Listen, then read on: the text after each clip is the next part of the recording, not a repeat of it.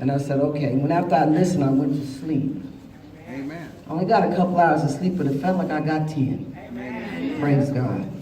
Before God uses my voice, I want to give him, I want to pray this morning. Heavenly Father, we want to thank you for this opportunity to be in your presence this morning.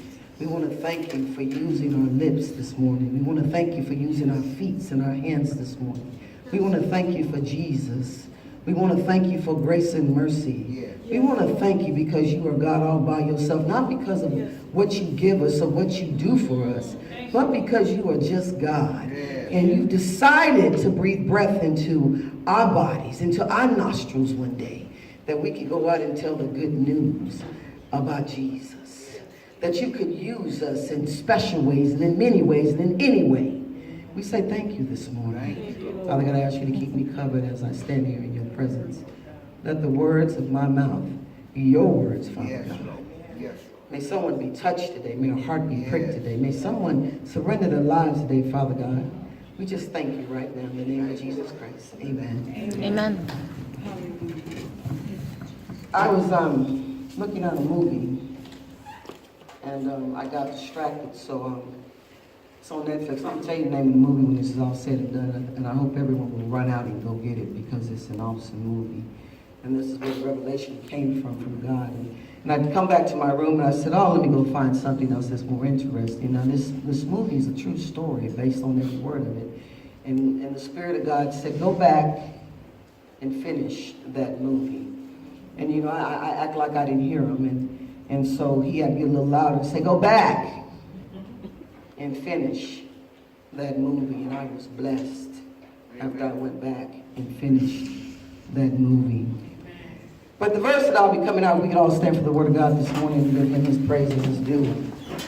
It's going to come out of Acts. It's going to be a few verses, but the leading verse is going to come out of Acts 1 and 3. And it says, at that time a great persecution arose against the church, which was at Jerusalem. And they were all scattered throughout the regions of Judea and Samaria, except the apostles. And devout men cried, Stephen is to his burial, and made a great lamentation over him. As for Saul, he made havoc of the church, entering every house and dragging off men and women, committing them to prison. Acts 8, 1 through 3. We can all be seated in the presence of the Lord. Now, there's going to be 4 people that God wants me to talk about in this movie. The first one is the daughter. First, let me back up. And the reason why this verse was chosen, because see, the greatest persecutor of the church became her biggest, the greatest persecutor of the church became her biggest missionary. Before Paul's Damascus road conversion, Stephen was stoned to death and Saul approved of his execution. Saul was not a believer. He sought out Christians to take their last breath to put them in prison. See, Saul was not on the side of the Lord. But his name was changed down the road to Paul.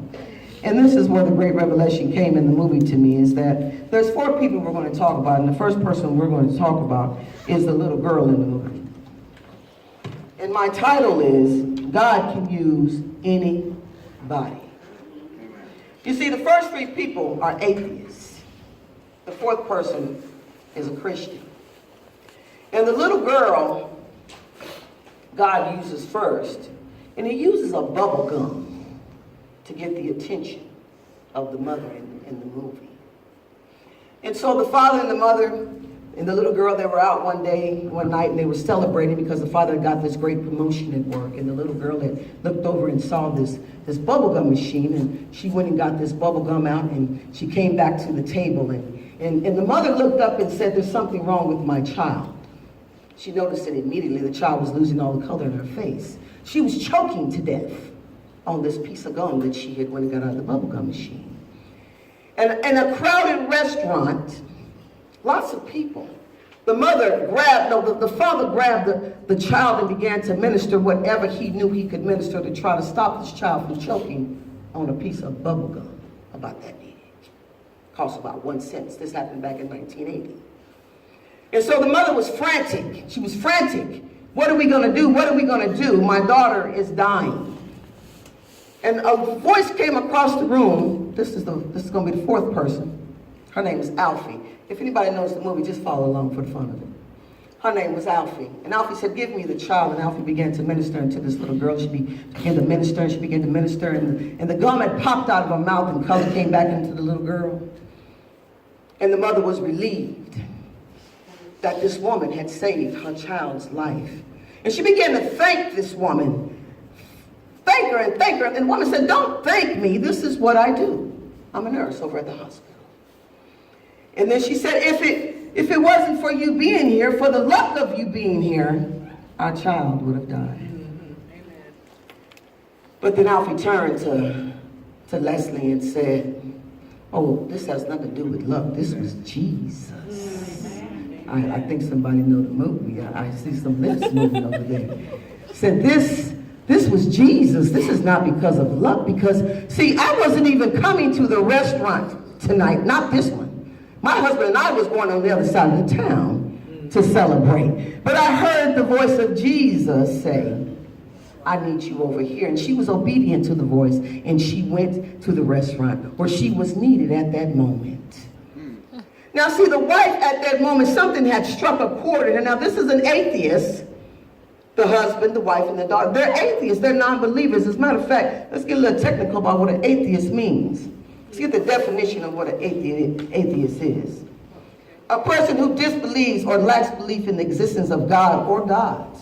They don't believe in any of them. Whether it's real or whether it's make-believe. It don't matter to them. He is a committed atheist. He's committed to this thing. He's a non-believer, a disbeliever, unbeliever, a skeptic, a doubter, a doubting Thomas, an agnostic, a nihilist. He don't believe unless he sees some proof. See, an atheist, he has to have the facts. He's got to see it. It's got to be tangible. He's got to touch it.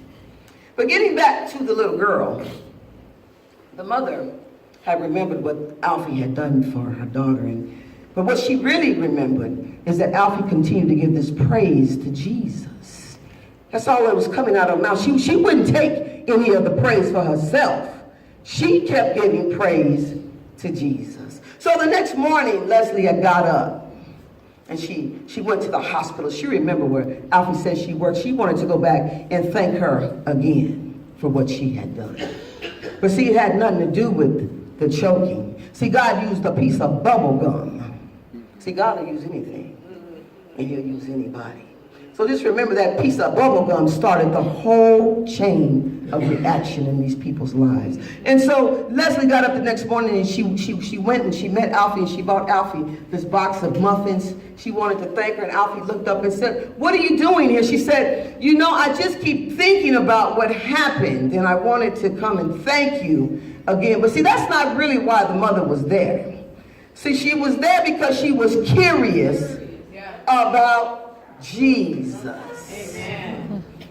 So they found this little bench around the corner, and they sat down and began to shoot the bubble and eat these muffins that Leslie had brought for her and Alfie to eat. And she said, you know, if you would not have been there, I don't know what I would have done. And Alfie responded and said, there's no ifs, whats with God. There's no coincidences with God. Right. And so it piqued her interest a little more, and Leslie said, how do you know? I'm glad you asked. I'm glad you asked. Come and visit the church with me. This is what Alfie told Leslie. I want to invite you to come to church with me and hear about a man that can save your soul. I'm mixing the movie up just a little bit because I don't know who knows the movie. I'm trying to throw you off a little bit, just a little bit, because it's a long movie and I want to get through some of these great points that God has blessed my mind with. And so Leslie found herself getting ready to go see Jesus at the church. Now remember, this woman is an atheist. She does not believe in Jesus. So she gets to the church, she begins to walk through the church, and she sits down, and you can see something overcome this woman. Something started lifting up off her shoulders. You can see her guards coming down. You can see her looking around the church and seeing all the people in the church. And these were believers that she was surrounded with now, not unbelievers. So she had set herself down, and just so happened after the hymns had been sung, the pastor had gave some encouraging words. And he said, if this is your first time here, I invite you to open your heart up and get what Jesus has for you. And so she was still a little skeptic, so she went home. Now, see, she really wanted to share this with her atheist husband, Lee. But she didn't want to take that plunge yet. She wanted to be sure that this was the facts about Jesus. So she went back a second time. See, she didn't have to be invited back the second time. See, she got up and got dressed and just went. But see, this time something happened miraculous in Leslie's life. Leslie prayed this time. She prayed. Now see, remember, the second person that's been used already is Alfie. And Leslie prayed and she talked to God and God talked to her. And at that moment, Leslie had surrendered. She had saw the facts and the evidence about Jesus. And Leslie was excited. You know, when we get saved, we get excited. Yeah. We want to run and tell everybody. We want to knock on your door. We want to blow up your phone. Yeah. We want to tell you about Jesus. That's how excited she was. But see, Leslie knew she was going to take a gamble by going home and telling her husband, the atheist Lee, about Jesus. But see, there was something that God had already put on Leslie's back that she didn't know she had, and that was called the armor of God. She was being covered already, had no idea she was already being covered. See, Leslie thought God was 1,000 miles away from her, that he wasn't reachable because she couldn't touch him. She couldn't see him because she only believed in the facts. That's what an atheist believes in. But Leslie took a chance. Lee had come home one day from the groceries. They were putting them up in the kitchen. And Leslie said, you remember that lady Alfie that saved our daughter? And Lee had forgotten about this miraculous thing that happened with the bubble gum. And he said, who? You remember Alfie? Oh, her. Well, she invited me to church. Now, remember, the husband is an atheist, so when an atheist hears church, it piques his interest in me. What? Church? Oh, okay. Well, I'm glad you got over that. She said, but no, I went back a second time. Now, this really piqued his interest. He put everything down. What? You did what? Why? He said, why? Why would you do that? She said, I don't know, Lee, but something happened to me when I was there. Said something came over me when I was there. She said, and I prayed. Now Lee lost his mind. You did what? Did you say you prayed? I didn't just pray, Lee, but I talked to Jesus and Jesus talked to me. Now Lee has really lost his mind. It done got so bad. Lee had to sit down and get a breath. He had to take a step back and say, what? What? What are you talking about? And Leslie sat down with her husband and she said, this is a good thing for me, in you, in us. At least I'll have none of that. I'll have none of that. I will not be a part of this right here. He was angry. He was angry. He was in the valley of dry bones all by himself now. He just didn't know it. And so Lee jumped up and he says, I'm going to go file a missing persons report. And she said, that's not funny. He said, I know it's not. Because he was serious. Lee had just lost his wife to Jesus. And he knew he had just lost his wife to Jesus. Now see, this didn't set well with Lee. This wasn't going to just stop right there. See, most of the time we say, oh, this will blow over, because this is just a moment that she's going through, a feel-good moment. Something happened. She must have heard a good song in church or something. Or maybe she just heard a piece of the word, and that's going to dissipate in a week or two. And my wife will be back to normal, and we can live our lives the way we've been living them. But see, a rude awakening came into the house. He shook it up. God came and shook it up. You see, there's a part in the Bible that Jesus says, I didn't come down here. I came down here to divide. There's a reason why he came down here to divide. I didn't come out here to change your laws or way you think. I came down here to divide. So the vision crept into the house at this time. They just didn't see it yet. And so Lee said, wait a minute. Wait, somebody needs to help me bring my wife back to me. So he began to seek out his friend, the atheist, down the street. He said, I've lost my wife. She's gone and lost her mind and joined a cult called the church. And the friend said, oh, I got something for you. Just take this book home right here. It wasn't the Bible. Just take this book home right here and tell her to read it, and it'll change her mind. Now, it wasn't the Bible that the friend had shared with Lee.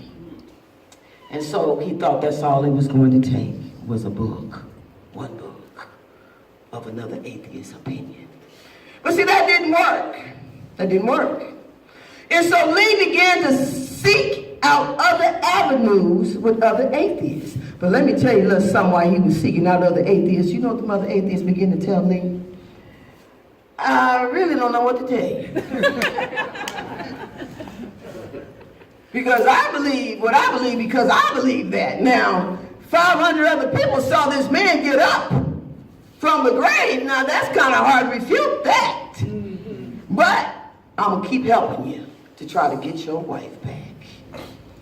And so Lee thought there was some hope in this moment. So he began to seek, and he began to seek. He began to knock on everybody's door. He began to look for all these literatures and these books that would help him get his wife back. And it did not matter where Lee had ventured off to or what he was seeking for. And see, the beauty is God will let you go far. God will let you go do what you need to do. But see, in the midst of him seeking out something against Jesus, God was preparing Lee for the battle. He was preparing this man for the battle that he had already called him to do. But Lee just didn't see it at that time. And so Lee went home, and his wife was in the Word of God, and she was in church, and she was excited about what she found. She couldn't be moved. She couldn't be shook. She couldn't be told nothing else, because she had found the evidence and the facts about Jesus. And Lee saw that his wife was changing. See, sometimes people got to start seeing some change in us. Yeah. You see, and when they start seeing some change in us, my sister shared with me earlier, she brought a guest to church last week. The girl went back to Ohio, and she said, after I left church, today she gave her life to God because she saw some change in her friend. Amen. Amen. She saw some change in her friend. And so Lee told his wife, you're changing. You're not the same woman I married. And she said, no, Lee, this is a good thing, because see, since I found God, I've learned to love you better. I've learned to love you more. I've learned to love you in ways I didn't think I could love you. This is a benefit of finding Jesus. And so Lee said, I don't understand what you're saying. How is that a benefit for you loving me more? Because see, while you're going through, Lee, God has showed your wife how to love you. Right, come on. While you're going through this maze of disbelief, while you're seeking out some falseness against Jesus, God is strengthening your wife to learn how to love you. Yeah. And so let me get on down in the story here. Now Lee had went so far as West Virginia. He traveled. This man traveled. He got in his car and traveled to West Virginia to find some evidence to refute what his wife had been told. Now, when he got to West Virginia, he got his feelings hurt. He got his feelings hurt. They were crushed. And he said, okay, that ain't going to work. He marked that off his list. I'm not coming back here again. These are believers. And so he said, I'll tell you where I go. Now, see, let me back up a little bit, see. Because, see, Lee got lost a little bit. So Lee went to a Christian at his job. And he said, where should I start at to find this information against Jesus? He said, I'll start with a priest. And he did. And so he went from a priest to a scientist, to an atheist, to an atheist, to an atheist, to a priest, to a scientist, to a doctor, back to an atheist. And all them people, everybody gave him the same answer. I can't tell you it didn't happen. But the believer said, it happened and I stand on what happened. So Lee was frustrated. Oh yeah, he was frustrated. See, because Lee believed in the facts. If Lee saw the shoe, then he knew it was a shoe.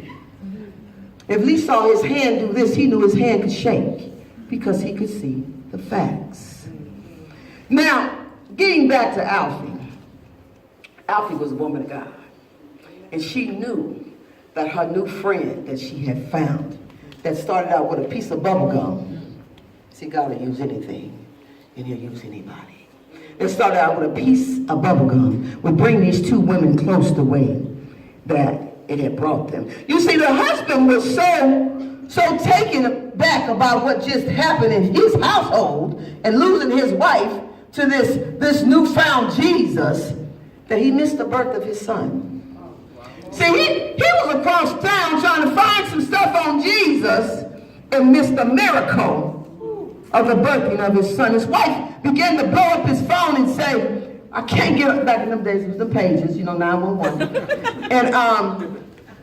And finally she was on the road to Damascus. Let me put that road out there for y'all. He was on the road and the beeper went off. The 911, he said, oh, that's my wife. I got to get to the hospital. But who does he see when he gets to the hospital? Alfie.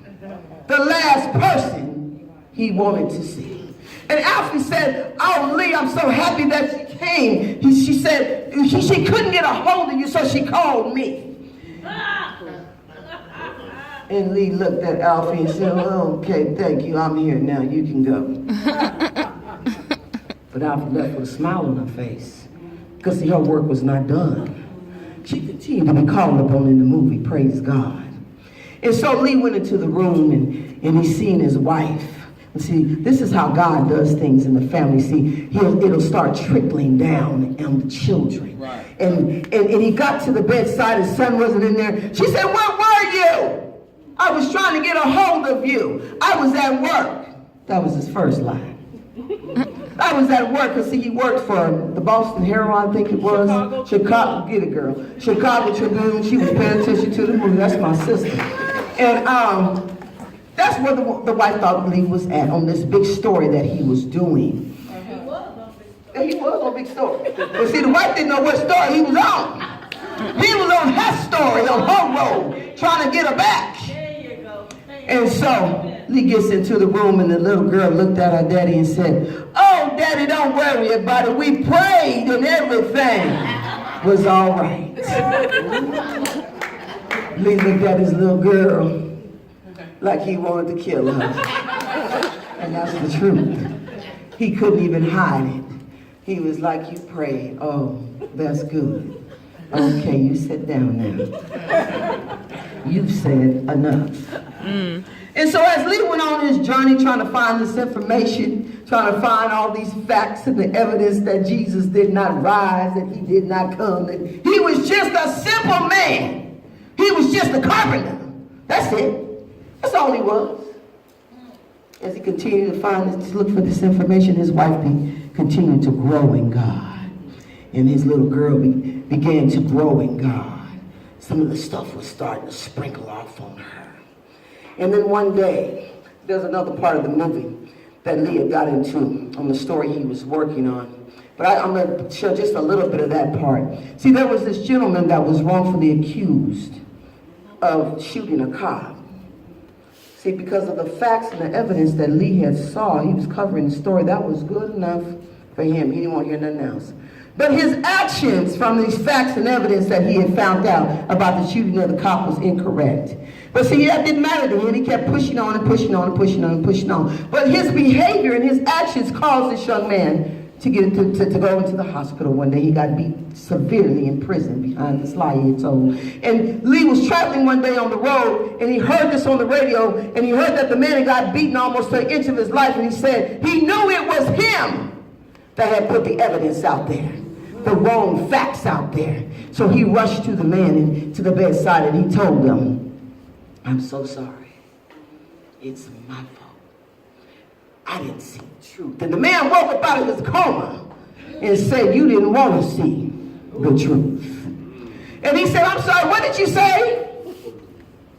He said, "You didn't want to see the truth." See, the truth was living in his wife, and he was missing it.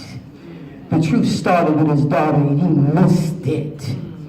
And so Lee finally figured out that he had to go and do his own investigation. He had this little man cave that he had came upon. And all the evidence that he was gathering, he would go back to his little man cave and he would write his notes on the big whiteboard, and he would put his sticky notes up there, and he would tape these pictures up there, and before you knew it, he had a collage of Jesus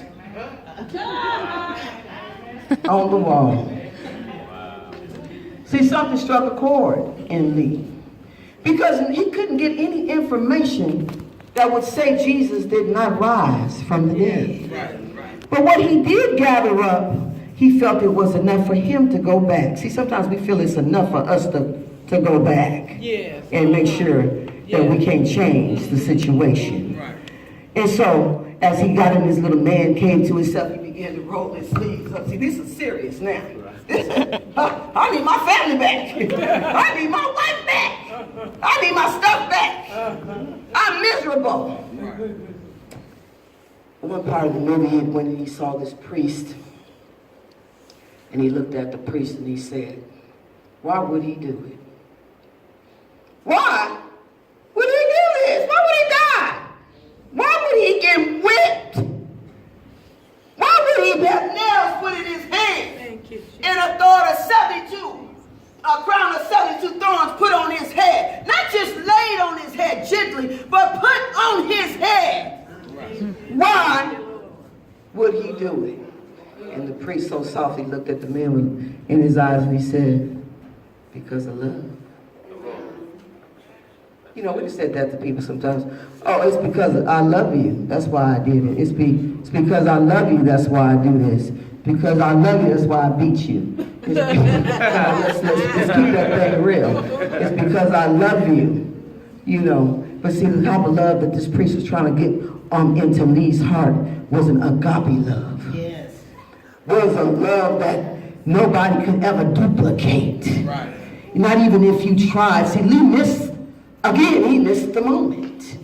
And so Lee went on back to his man cave and he began to look at that board. He stepped back, he took his jacket off, rolled his sleeves up. He said, "I'm figure this thing out. I'm gonna get mine back." You know, that's how we do sometimes. And so Lee looked at the board, and every time he'd get back in the book. Now Lee in the Bible now. Oh yeah, Lee in the Bible now. Because everything that he was told, he had to go back to the Bible to see if it really happened. See, because the people only was telling him these things. They weren't bringing the Bible to Lee in the movie. They were just letting him know what happened. And so he was taking notes now. The atheist was taking notes about Jesus. And then he got in his Bible and he would look at the note up on his board and he would say, "Oh my goodness, let me knock that off my list."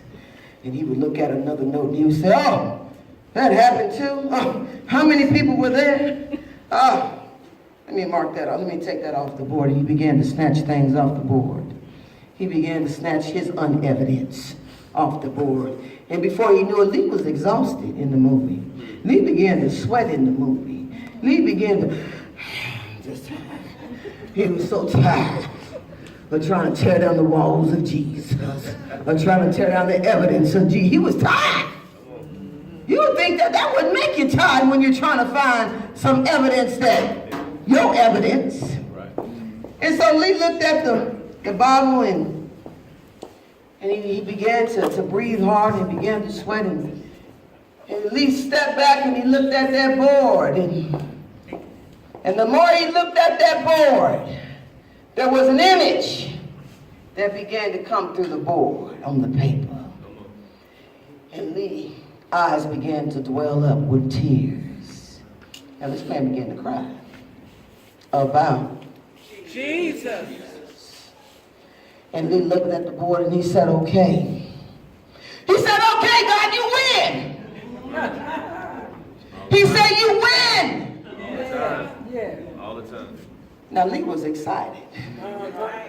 Now Lee could understand why Leslie was so excited about Lee, about Alfie saving their daughter's life over a gumball. You see, God will use anything. He used a donkey to speak. He said, why you keep beating me? A donkey, y'all. It's in the Bible. Take some time there. They're going to tell you the scripture, see? Because when I heard that, I looked at that person like they needed to be in the loony house. I know I ain't the only person that heard. I said, because see, I heard a man say it, that was the problem. Until I got in the Bible and heard God say it. And then I believe that God will use anything and anybody. I was just getting ready to get that. You see, we all live in some type of community. It might be a house, apartment. It don't matter, halfway house. It don't matter. But you have a roof over your head. There's a part in the Bible where God says, if you don't praise me, I'll have the what? Rocks cry out. Now, wouldn't that be sad to walk out your door one day and see the rocks on the ground praising God in your front yard, by your vehicle, looking down, saying, are they saying hallelujah and thank you, Jesus? And then one might just scream out and say, because you wouldn't. But see, that's in the Bible. God will use anything to get your attention. He will use anybody to get your attention. Let me wrap up Lee and Leslie and Alfie and the little girl. Lee went home to his wife, and his wife said, where you been? You know how us women do. Where you been? But the wife saw that something was bothering Lee. It was all on his face. It was all over his body. It was all over his spirit. And he looked at the baby in the crib and said, come sit down with me. And she said, okay, you're scaring me now. He said, you remember I told you I was working this big story? I was working here in the wild live. That's the second lie he told his wife. She said, okay, that's not a good way to start this off with. This is not a good way to come at me like this. He said, but let me tell you what I've been doing. He said, see, ever since you found Jesus, I was trying to unfind him for you. I was trying to go find some evidence so I could bring it back to you, so I could get my wife back, so I could get my life back, so you could stop this nonsense about Jesus. He said, but all that I had found, all that I had found in the evidence, in the facts, and the proof was about Jesus. And his wife sighed a sigh of relief. You know how we get that, oh, you say he gonna live? Oh, thank you, Jesus. Oh, the bill, the light bill got back. Thank you, Jesus. Oh, I didn't get the pink slip today. Thank you, Jesus. You know how we get that sigh of relief that God has come and rescued us once again. And his wife, tell me more. He said, see, I went looking here and I went looking there and I went looking everywhere to tear down your Jesus. But then something happened to me, Leslie. He said, I found him for myself. He said, I found him And Leslie began to get excited. And Lee said, what should we do next? Should we go to church? Leslie said, we are in church right here, right now. Right here, right now. See, the whole time Leslie had been praying for her husband in the book of Ezekiel. I'm sorry, I didn't write that verse down. But there's a verse in Ezekiel that says, God changed that stone heart and give him a heart of flesh. She began to say that verse every day. She started laying the Bible out all around the house. And every time he got up, he saw Jesus. Is that a Bible on my kitchen table? What? Jesus love you and so do I. Why is this on my mirror while I'm brushing my teeth? See, she began to plant the seed all over her house for her husband. Even though it was making him mad, it was building him up. So when he came back to this same conversation, he could be shamed because he had found the evidence was real about Jesus. Is there any evidence in us today? Yes.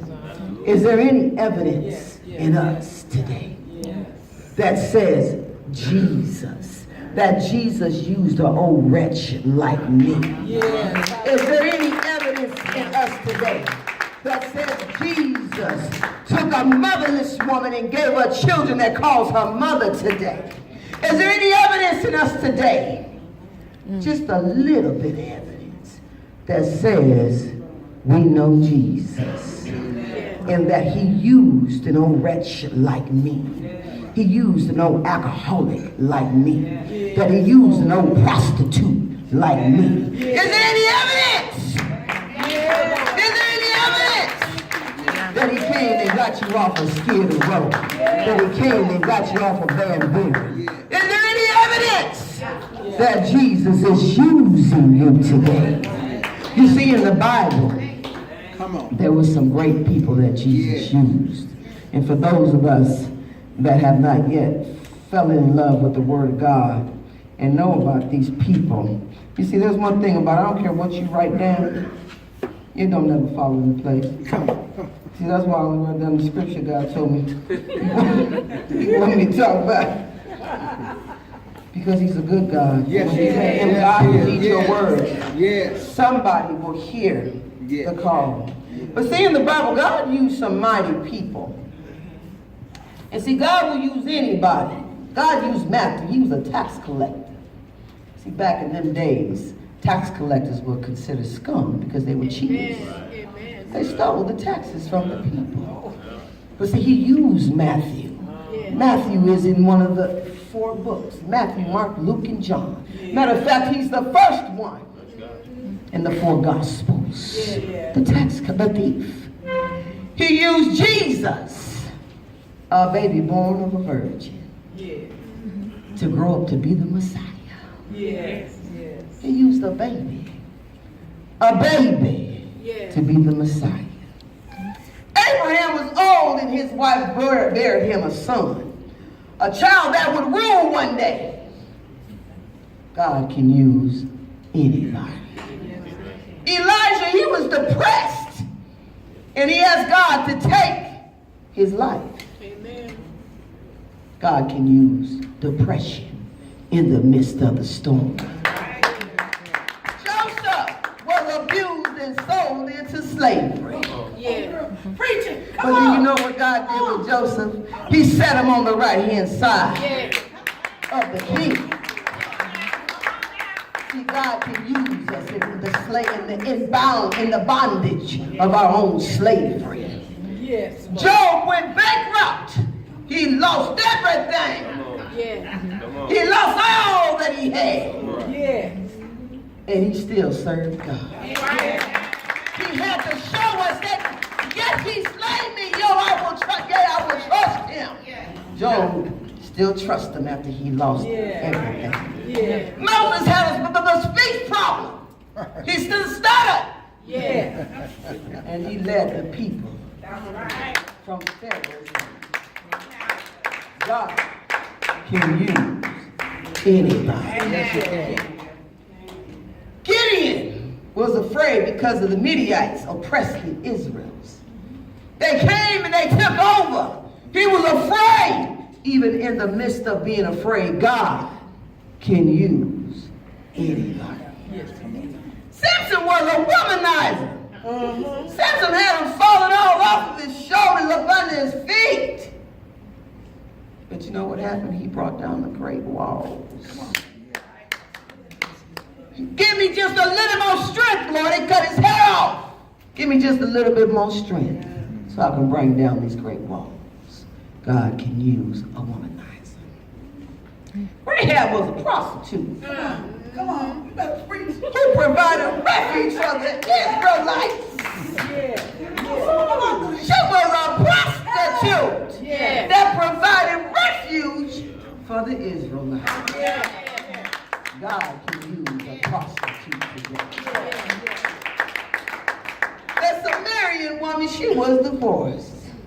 And she was sleeping around with everybody.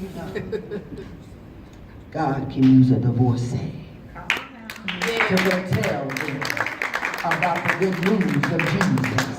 Say, come see a man that told me about myself. That's what she said. And they came. And they were saved that day. See, back in them days we call, see, they said she was divorced, but back in them days we call her just a hoe. Come on, let's be honest. That's what we would have really called her back in those days. She's sleeping around. She's an adulteress. That's what she is. But see, Jesus looks beyond those things. And he sees the need in his people. Noah got drunk. Noah got drunk. God chose Noah after he destroyed this earth with water. He got drunk, but God still chose him so that there would be more multiplying of people on the earth, that there would be more multiplying of animals on the earth. He chose a drunk. He knew he was going to get drunk. He knew it. This was no secret what Noah was going to do, but God can use a drunk. Jeremiah was young.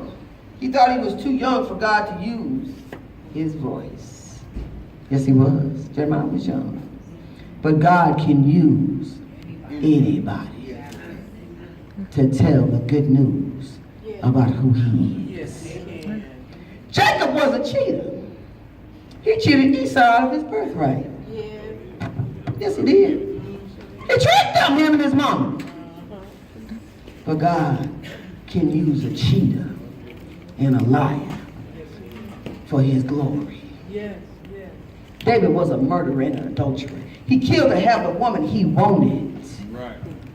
He was a murderer and an adulterer. But God can use anybody because he's God. And he sees what everybody else don't see in us. That's the good part about God. Jonah ran from God. He ran. He ran all the way across the other way. But God can use those who run from him. He can bring them back. He can bring them back and still do his work, no matter what the situation might look like. Naomi was a widow and God used her to bring good out of her bitter circumstances. Naomi was bitter. She lost her sons. Now she was riding on the coattail of Ruth. She was bitter. But God took that bitterness that was in her and he used it anyway. See, God can use bitterness and hatefulness. God can use a sourpuss. Oh, yes, he can. He can use when you get up in the morning in your bad mood. Next thing you know, you're doing something for the Lord. The next thing you know, you're on the phone praying with somebody and you didn't got up in a bad mood, but he needed you at that moment and at that time. God can use anybody. Peter denied Jesus 3 times and still went on to preach the gospel. He denied him. And God can use anybody. Zacharias was small and he was money hungry. He was a sinner. But when he met Jesus, salvation was given to him at that moment. Because he was willing to give back what he had stolen. See, God can use the smallest person. See, Zacharias was so small he had to get up in a tree. Anybody remember the story? he had to get up in a tree. He was trying to see Jesus. He climbed up in a tree. And in the midst of him climbing up that tree, Jesus saw that little man that was so eager to see him. And they said, why are you going into that sinner's house? Because God can use anybody. Saul, who became Paul, he was a Pharisee. He took God's people and he didn't mind taking their last breath out of them. He didn't mind putting them in jail. They were innocent people. All they were trying to do was praise the Lord. That's all they was trying to do. They was just trying to be Christians. But God can use anybody. Is God using anybody today? If God is using you today, you ought to get up and give him some praise today. That he will use somebody like you. That he will use your mouth. That he will use your hands. That he will use your mind. That he will just use you, period. He will use you to be a wife. He will use you to be a husband. He will use you to be a sister. He will use you to be a brother. He will use you to be a friend. Yes, God. Thank you, Lord. God can use anybody. Yes, Lord. Yes, Lord. If you're standing here today, it's because he's using you to fill the void, to fill the need in somebody's life today. Yes, Lord. God can use Yes. Anybody. God can use Anybody. God can use Anybody. God can use Anybody. because he is God. Yes. God used 3 atheists in this movie. Yes. 3 non-believers. And in the end of the movie, Lee went to the newspaper. He said, I want to run a story about a man who found Jesus. He said, I want to run the story about a man that wasn't a believer that turned his life around and began to believe. And the man looked at him and said, I'm not writing this. I'm not writing this. You love your mouth. We want some dirt. We want some gossip. What can we do with this? Lee was a little brokenhearted. He went back outside to his little Christian friend. His little Christian friend said, I told you so. Because his little Christian friend was trying to help him the whole time. So Lee went home. He told his wife, Leslie. He said he wouldn't run the store. She said, then write a book. He wrote 14. They became bestsellers. Remember, this is a true story, people. They became bestsellers. And then it didn't stop there. 6 months later, his little girl began to see what God was doing in Daddy's life and said, I want to be a Christian too, Daddy. I want to serve God too. She went on to do some great things. She began to bring people to the Lord. His son that grew up began to see what was happening in the family, what was happening in the house, what was happening with Mama and Daddy and his sister, and said, oh, I got to get a little piece of this too. He went on to do some great things too. Yes, he did. He got his doctorate. She said, write the book. Don't wait on nobody. You didn't wait on nobody to tell you that Jesus wasn't real. You didn't wait on none of that. You went out and you sought it out, didn't you? You started writing the book that he wasn't real. But how God changes things in the midst of the moment. It started with a piece of bubble gum, people. A piece of bubble gum that God used to get the attention of the atheists. A small little colorful ball. And then it trickled down. Today, those same people are living in Texas, spreading the good news. But see, this is one of the parts I like about the movie. See, Lee went to church one day, and he basically told Alfie how he felt about her. Don't you keep messing with my wife. I'm tired of you, Alfie, telling her about Jesus. I know you need to fill a quota, but she can't be a part of your quota in your coat. Now leave her alone. See, God sent him back to that same church. He became a pastor at that church. He became a pastor. The book, the movie is called The Case for Christ. I ad-libbed a little bit just to kind of twist it up and get the story on out. But the moral to this whole thing is that God can use us. I don't care what they say at the job. Has anybody ever got a promotion and somebody said, you're never qualified for that? You don't deserve that. The next thing you know, you're telling them when the clock in and when the clock out. Come on!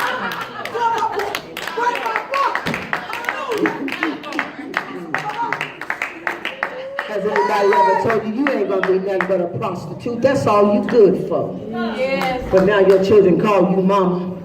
And now you married to a man today or a woman today because they said that you were not capable of those things. God can use anybody. Yes, he can. But will you let him use you? Yes. Will you really surrender and let God use you? Are you ready for God to use you? Do you want to be used by God? Are you ready for just that little sip of wine that you decide to take every now and then? Are you ready to put that down so God can use you in full force? Are you ready to stop puffing that little marijuana every now and then? It ain't gonna hurt nothing, but it is hurting something. It's stopping you from God using you in full capacity. Are you ready to take them thoughts out your mind and lay them down so God can fill your mind with his thoughts and his prayers and his answers and his ways? You see, God can use anybody. Jesus began this journey at 9. God can use anybody.